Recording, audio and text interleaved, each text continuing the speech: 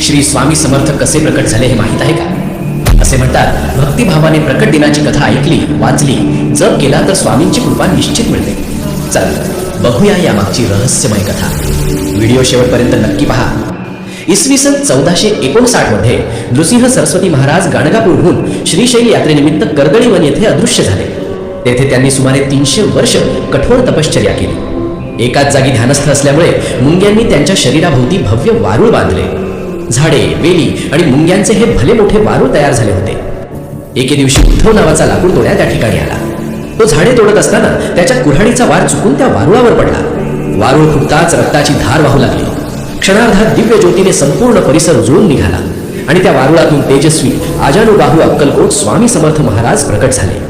हे पाहून उद्धव घाबरला. त्याला आपल्या हातून दैवी पुरुषाला जखम झाल्याचे दुःख झाले. तो स्वामींची क्षमा मागू लागला.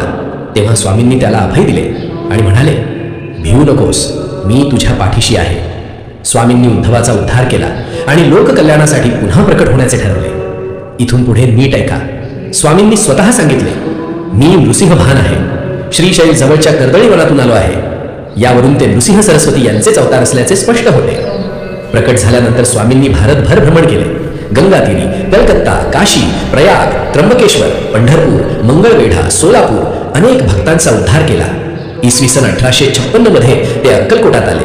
प्रथम खंडोबा मंदिरात मुक्काम केला. अक्कलकोटात त्यांनी 22 वर्ष वास्तव्य केले. तेथेच त्यांचा मुख्य कार्यकाळ गेला. 30 एप्रिल 1878 रोजी त्यांनी वटवृक्षाखाली महासमाधी घेतली. पण आजही ते भक्तांच्या हट्टेला धावून येतात असे लाखो भक्तांचे अनुभव आहेत. जर तुम्ही सुद्धा स्वामी समर्थांचे भक्त असाल तर चॅनलला सबस्क्राईब करा. जय जय स्वामी समर्थ.